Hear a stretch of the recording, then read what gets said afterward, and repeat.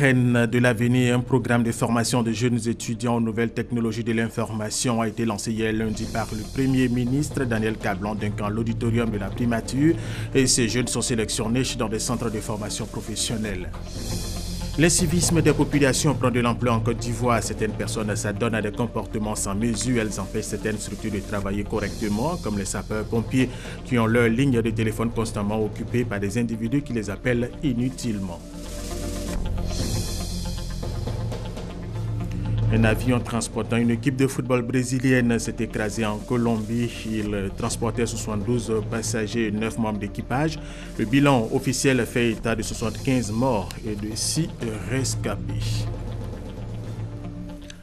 Mesdames et messieurs, bienvenue et merci de nous suivre. Nous sommes en direct sur RTI1. Le projet de budget 2017 de la Côte d'Ivoire a subi lundi l'analyse des députés de la Commission des affaires économiques et financières de l'Assemblée nationale. Les 31 députés présents sur les 41 de la Commission ont adopté à l'unanimité ce projet de budget 2017. Il s'équilibre en recettes et en dépenses à 6 501,4 milliards de francs CFA. Noël Niayo. Le projet de budget des finances 2017 a reçu ce lundi l'onction des députés de la Commission des affaires économiques et financières de l'Assemblée nationale. Ils étaient 31 parlementaires présents sur les 41. La loi de finances 2017 s'équilibre en recettes et en dépenses à 6 501,4 milliards de francs CFA. Il est en hausse de 5,4% par rapport au budget 2016. Priorité de ce budget 2017, les investissements consacrés à la réduction de la pauvreté. Si vous regardez le budget 2012, par exemple, les dépenses d'investissement représentaient moins de 20% du budget de l'État. Aujourd'hui, les dépenses d'investissement proposées dans le projet de budget 2017 représentent environ le tiers du budget de l'État.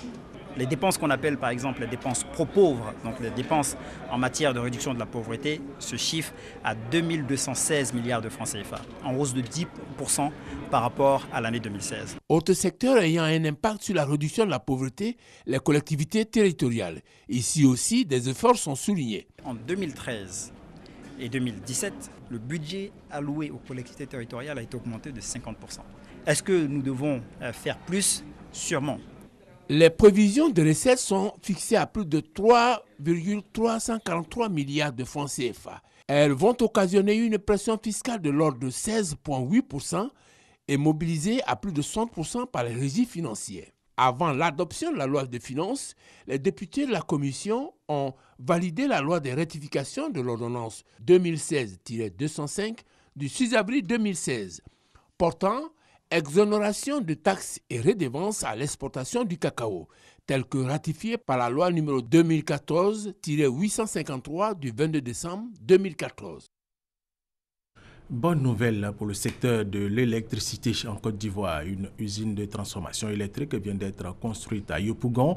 Elle va réduire les importations de transformateurs électriques. Alexis Ouedraogo.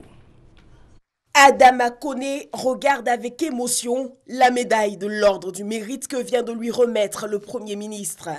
Son exploit, la création d'une fabrique de transformateurs électriques, elle est la première de la sous-région ouest-africaine. Les transformateurs et puis les IACM. Sans les transformateurs, on ne peut pas avoir de l'électricité. Aujourd'hui, les transformateurs qui coûtent peut-être $2000 se retrouvent avec un transformateur de peut-être 1000 et quelques poussières euros. $2000, soit 1 million de francs CFA, qui passe aujourd'hui à 700 000 francs CFA pour un transfo made in Côte d'Ivoire. Un gain important pour les acteurs du secteur de l'électricité qui ont répondu présents ce lundi pour inaugurer l'usine. À leur tête, le chef du gouvernement. La politique d'expansion de Technotransfo est un signal fort, positif pour le gouvernement et un appel à tout le secteur privé national et étranger. Il s'agit pour vous, acteurs du secteur privé, de vous mobiliser pour la réalisation de tous ces projets porteurs. Électrification rurale ou de groupes industriels, cette réalisation qui a bénéficié de l'expertise turque vient apporter du souffle au secteur de l'électricité et entend offrir une centaine d'emplois d'ici 2018. L'inauguration a d'ailleurs été l'occasion pour le Premier ministre de visiter les locaux et rappeler les facilités mises en œuvre par l'État pour encourager l'investissement en Côte d'Ivoire. Graines de l'avenir, un programme de formation de jeunes étudiants aux nouvelles technologies de l'information a été lancé hier lundi par le Premier ministre à l'auditorium de la primature. Ce programme est destiné à plus de 200 jeunes sélectionnés dans des centres de formation professionnelle de Côte d'Ivoire. Gabriel Zani. La graine de l'avenir, ce sont ces étudiants. Parmi eux, certains seront sélectionnés pour intégrer le programme de coopération de futurs talents initié par le ministère de l'économie numérique et de la Poste en partenariat avec Huawei Technologies.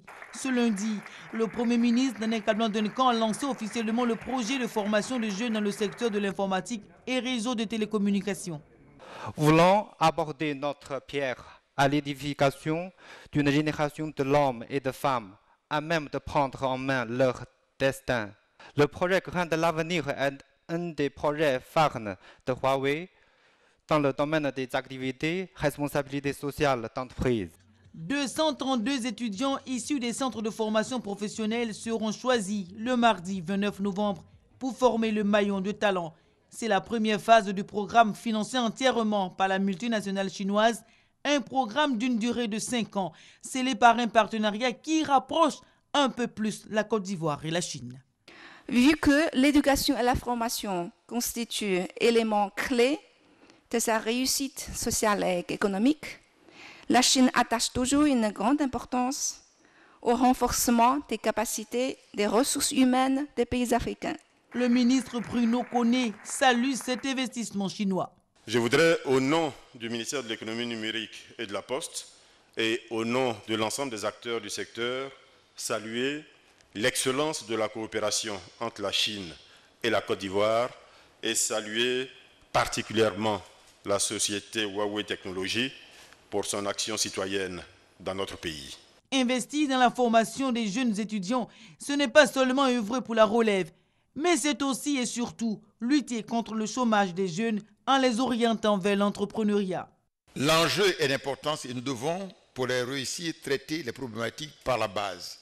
La base, c'est bien sûr notre jeunesse. La voie pour y parvenir, c'est d'abord la formation, parce qu'effectivement, il n'est de richesse que d'hommes. La vraie richesse, c'est vous, le matériel humain. Le développement de l'expertise de la jeunesse dans le domaine du numérique et de l'informatique, un secteur en pleine mutation, est une action louable pour les initiateurs du projet Graines de l'avenir, conclut le Premier ministre. 260 femmes des marchés de Yopougon et de Port-Boué, ici dans le district d'Abidjan, vont apprendre à lire et à écrire via des smartphones. L'initiative de la représentation de l'UNESCO en Côte d'Ivoire avec l'appui de ses partenaires. Le lancement du projet a eu lieu à Port-Boué. C'était en présence de notre reporter Moussa Konaté. C'est une innovation dans le domaine de l'alphabétisation. Un smartphone avec une application pour apprendre à lire et à écrire aux femmes. Le projet est dénommé MBC, une initiative de la représentation de l'UNESCO en Côte d'Ivoire, avec l'appui de partenaires. Les statistiques pour ces femmes commerçantes sont que près de 99% d'entre elles ont au moins un téléphone portable. Il y en a qui ont même des tablettes. Et donc, l'innovation que nous apportons, c'est comment exploiter ces potentiels des TIC au profit de l'alphabétisation. Avec les téléphones cellulaires, toutes les leçons sont enregistrées sous forme de vidéo. Donc l'apprenant est totalement autonome pour apprendre avec la méthode MBC. Dans les téléphones, tout est dedans. Il n'y a qu'un moniteur, un alphabétiseur qui passe de temps en temps pour évaluer quelles sont les difficultés et pour guider l'apprenant. Selon l'Institut national de la statistique, en 2015, le taux d'alphabétisation en Côte d'Ivoire s'élève à 45%. Chez les femmes, le taux est estimé à 36,3% contre 53,3% pour les hommes. Convaincu de l'impact de l'alphabétisation des femmes sur leur autonomisation, Kandia Kamara, ministre de l'Éducation nationale, soutient le projet. Nous appréhendons la limite des mécanismes d'alphabétisation traditionnels. Nous devons aussi regarder du côté de cette frange importante de la population nationale dont l'apport à l'essor de notre économie est incontestable, mais à qui il manque des compétences élémentaires du fait de l'analphabétisme. De façon particulière, le cas des femmes nous interpelle au premier chef. Ce projet d'alphabétisation numérique démarre avec 260 commerçantes des communes de Yopougon et de Port-Boué. Il est prévu s'étendre à d'autres femmes. La ministre de la Promotion de la Femme, de la Famille et de la Protection de l'Enfant, Euphrasie Chikwasi Yao, a rendu visite à 8 jeunes filles nigérianes au consulat du Nigeria, dont l'âge varie entre 16 et 26 ans. Elles ont été victimes d'exploitation sexuelle à Tengrela, au nord de la Côte d'Ivoire. La ministre a condamné cette pratique honteuse et a annoncé que la responsable de ces abus est activement recherchée et qu'elle va répondre de ces actes.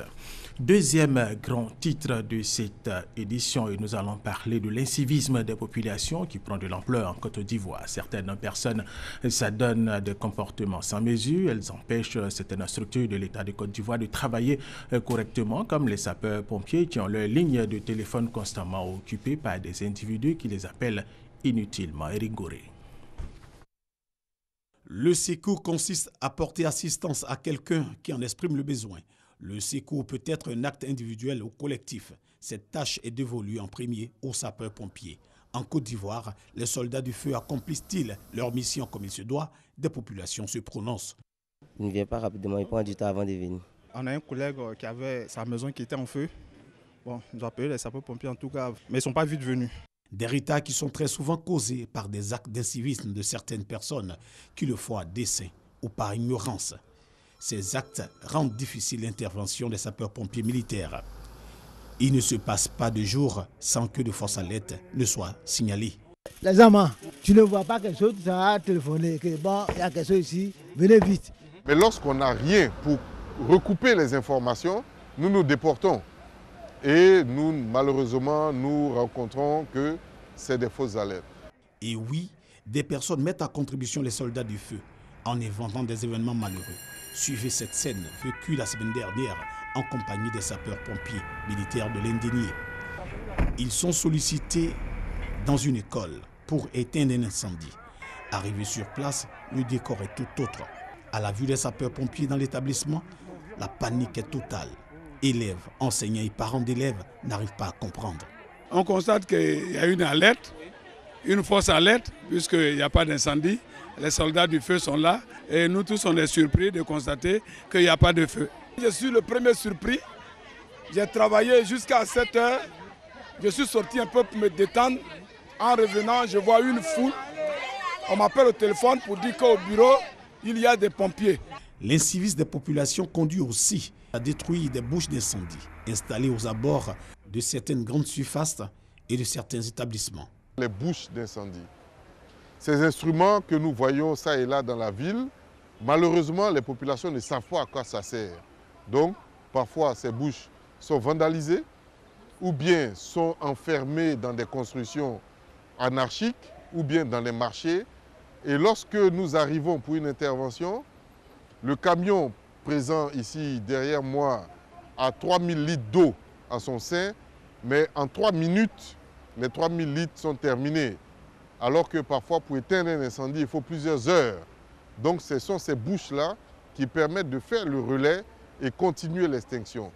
Mais si elles sont vandalisées, forcément, au bout de 3 minutes, il n'y a plus d'eau. L'utilité des bouches d'incendie n'est toujours pas connue. Je n'ai jamais entendu parler de la bouche d'incendie et puis bon, je ne sais pas ce que c'est.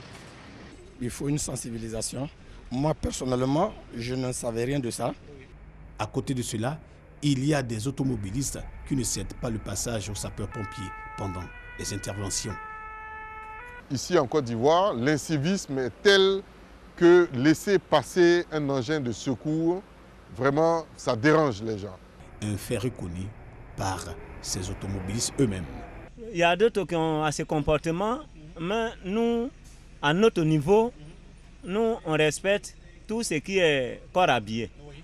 C'est-à-dire, quand on dit souvent voiture prioritaire, ambulance, des cortèges, quand on les voit ça, nous, à notre niveau, nous, on laisse la route. Les nouveaux qui sont dedans là, ils ne connaissent même pas. Les apprentis des bagages qui viennent de passer par nous, qui sont ménagés par nous, qui gardent le nom.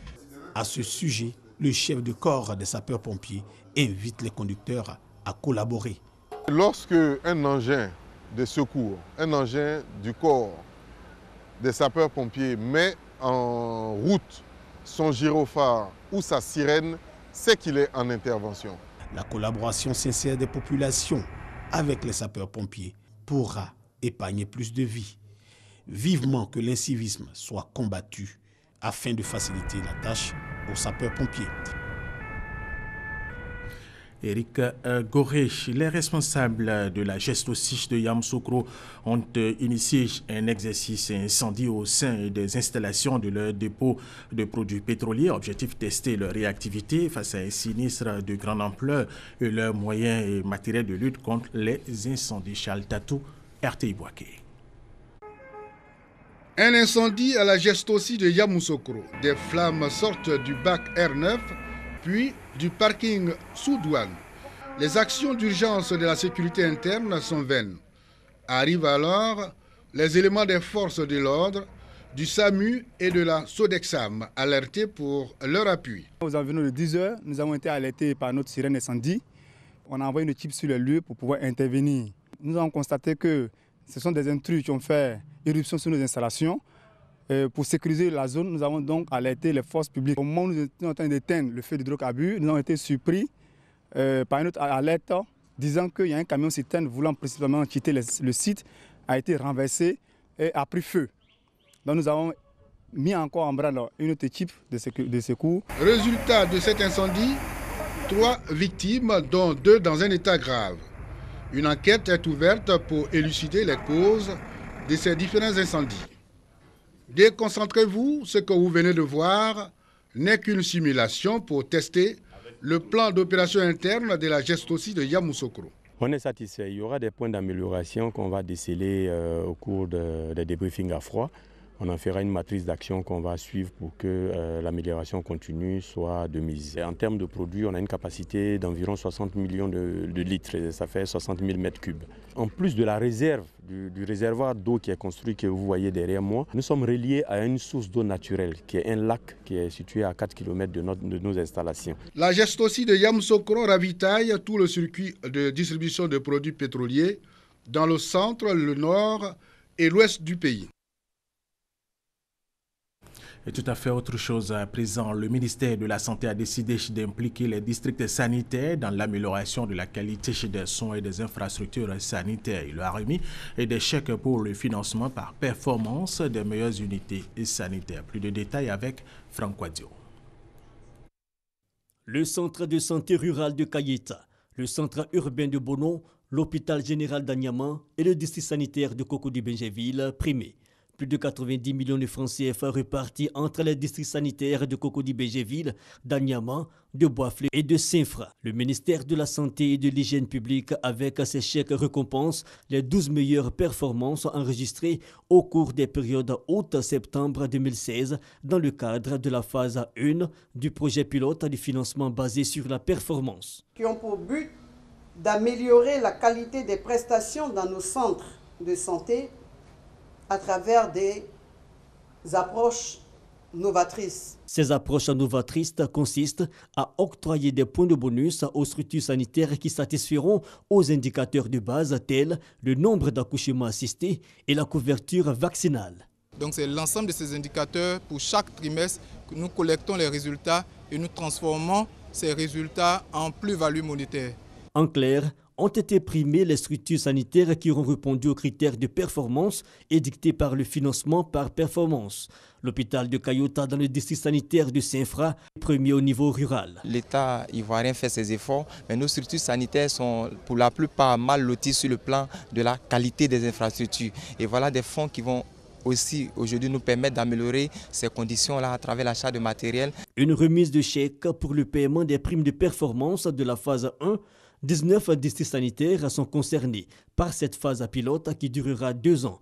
Les résultats détermineront leur passage à l'échelle nationale. Le projet est soutenu par la Banque mondiale. Lutte contre la tuberculose en Côte d'Ivoire. Des véhicules ont été remis aux responsables des centres anti-tuberculeux pour faciliter leur déplacement et mieux lutter contre cette maladie. Isaïe Ochodan.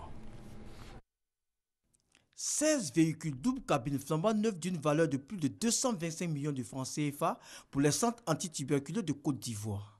Financé par le Fonds mondial de la lutte contre le sida, la tuberculose et le paludisme, ce geste va faciliter la mobilité des agents pour la coordination des activités dans leurs zones respectives. L'acquisition de ces nouveaux véhicules nous enlève des épines dans les pieds. Il faut aller au fin fond de la Côte d'Ivoire pour s'approcher des populations dans la prise en charge.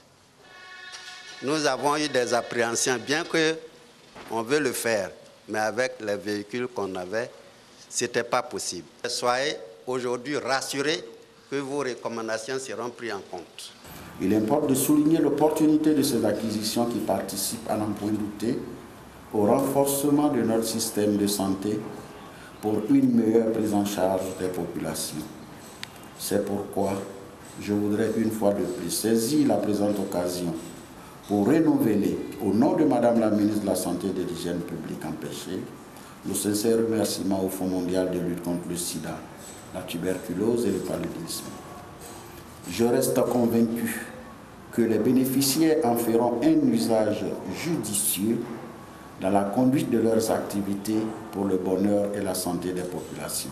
Le représentant du ministre de la Santé et de l'Hygiène publique assure sur la détermination du gouvernement à poursuivre ses efforts pour l'amélioration des conditions de travail dans les structures sanitaires. Le secrétariat du Conseil national de sécurité a organisé une formation à l'intention des chargés de communication des différents ministères du gouvernement pour formaliser leur collaboration dans la mise en œuvre de la réforme du secteur de la sécurité. C'était en présence d'Aboussa Logo. L'enjeu de cette rencontre, renforcer la collaboration entre le secrétariat du Conseil national de sécurité et ses parties prenantes pour une communication efficace dans la mise en œuvre de la réforme du secteur de la sécurité et la vulgarisation de nouveaux concepts de la sécurité humaine. Il s'est agi donc d'évaluer le niveau de compréhension de ces chargés de communication et points focaux sur la réforme du secteur de la sécurité. La perspective première, c'est déjà de maintenir un cadre de collaboration qui soit formel et qui puisse permettre d'avoir à tout moment l'état d'avancement de la mise en œuvre des réformes. Des présentations portant sur les actions réalisées dans le cadre de la stratégie de communication basée sur l'approche méthodologique, le faire-faire, avec pour objectif de mettre l'accent sur l'implication de ces parties prenantes dans le cadre de l'intensification des actions réalisées par leurs ministères respectifs et poser les bases d'une meilleure collaboration. À l'issue, 3 actions prioritaires ont été recommandées, notamment l'organisation d'un atelier de restitution des activités menées par la société civile dans le cadre de la réforme du secteur de la sécurité, une plateforme de collaboration avec le Centre d'information et de communication gouvernementale, l'élaboration d'un plan d'action sectoriel et le renforcement des capacités des parties prenantes. Le projet d'appui à la production agricole et à la commercialisation Propacom pour l'autosuffisance alimentaire et l'autonomie financière des populations rurales prend fin bientôt, mais avant une 6e session est organisée pour réfléchir sur les requêtes des opérateurs et faire des propositions. Ouattara Amadou Walter, RTI Boaké. Le projet d'appui à la production agricole et à la commercialisation Propacom a pour objectif de contribuer à la réduction de la pauvreté en milieu rural et stimuler la croissance économique dans les districts de la vallée du Bandama, des Savanes et du Zanzan. Dans sa mise en œuvre, un cadre régional de concertation, CRC, a été créé par arrêté interministériel le 15 décembre 2014. Le CRC a pour mission principale de promouvoir le dialogue opérationnel entre le Propacom et les différents acteurs du développement impliqués. Ce cadre de concertation vient de se réunir en sa 6e session ordinaire à Katiola. L'objectif, c'est d'examiner et de valider les rapports d'activité que nous menons, également d'approuver les demandes d'appui aux organisations agricoles. Le Propacom prend fin officiellement dans 18 mois. Pour mieux appréhender ses futures activités, un bilan à mi-parcours a été présenté. Des appréciations et des requêtes ont été faites au cours de cette 6e session du cadre régional de concertation. Nous avons recommandé que nos OPA s'approprient l'entretien des ouvrages hydrauliques de telle sorte que nos rendements en matière de riz passent du simple au double. Le projet prend fin au 31 mars 2018. Ce que je demande à nos parents paysans, c'est qu'ils adhèrent au projet, qu'ils fassent ce qu'on leur demande. Le Propacom compte 3 antennes régionales basées à Korogo, Bondoukou et Boaké. Ce projet est cofinancé par le FIDA, Fonds international de développement agricole, et l'État de Côte d'Ivoire à hauteur de 14 milliards de francs CFA. Du 20 au 24 novembre dernier, la ville d'Antsiraba, Madagascar, a abrité les 45e assises de l'UPF, l'Union de la presse francophone. Plus de 300 journalistes ont pris part à ces assises. Et dans cette ville, la troisième du pays, l'un des moyens de transport est le cyclopousse ou pousse-pousse. Ceux qui conduisent ces engins sont appelés les tireurs. Découvrons-les avec Thérèse Tapeyopoué. Michael a 39 ans. Il est marié, père de 3 enfants. Il est tireur de pousse-pousse depuis 7 ans.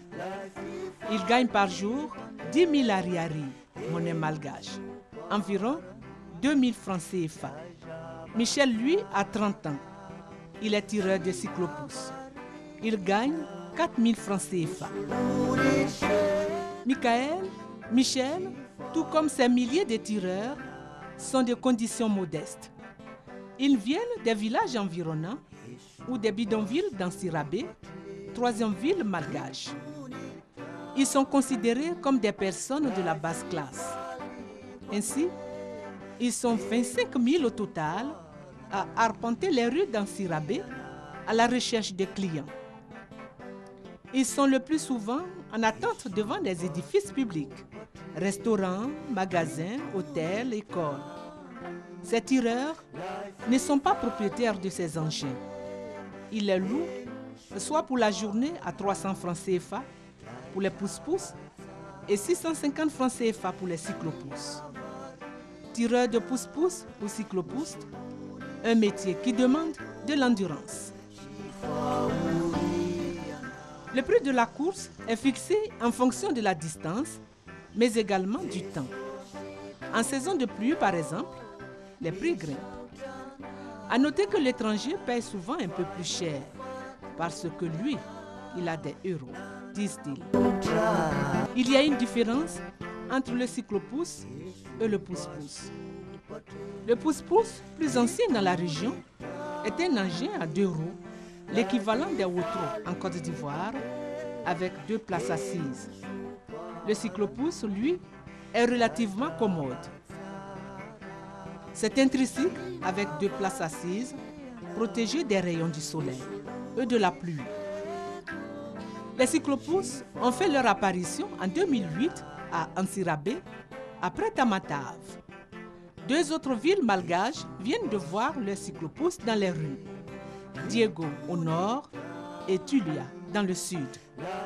À Antananarivo, la capitale de la grande île, il n'y a pas de cyclopousses, mais des pousse-pousse pour le transport des marchandises. Reportage de Thérèse Tapeyopoué. Revenons en Côte d'Ivoire où les lauréats des prix mécènes des arts et de la culture africaine 2016 sont connus. Il s'agit de 6 personnalités au nombre desquelles Idriss Déby Itno, président du Tchad, et de Cheikh Soumaré, président de la commission de l'UEMOA. La Fondation des artistes africains les a distingués pour leur engagement constant aux côtés des artistes et acteurs culturels du continent. La cérémonie de remise des trophées a eu lieu même ici à Abidjan. Stanislas Sechkolia. La FA, la Fondation des artistes africains, distingue des hommes et des femmes de valeur. Ces personnes qui, au dire d'Edmond William, le président, s'investissent sans compter pour le bien-être des artistes et pour le rayonnement de la culture en Afrique. Pour l'édition 2016 des mécènes de la culture africaine, 6 personnalités ont été distinguées. Cheikh Agibou Soumaré, président de la commission de l'UEMOA, reçoit le super prix d'or institutionnel de reconnaissance des mécènes de la culture africaine. La Congolaise Claudia Sassou a été désignée super prix d'or continental. Arantès Dubonali, quant à lui, s'est vu félicité à travers le prix d'or de l'expertise culturelle. C'est une satisfaction. C'est pour dire que quel que soit ce qu'on fait, tout le monde nous suit. Pour la culture africaine, il faut qu'on fasse plus. Plus parce que c'est tout ce qu'on a comme richesse qu'on peut vendre. Le prix que je venais de recevoir, cela me rend très très content. Le travail qu'a fait cette fondation n'est pas un fruit de hasard. Le fait d'avoir choisi l'UEMOA.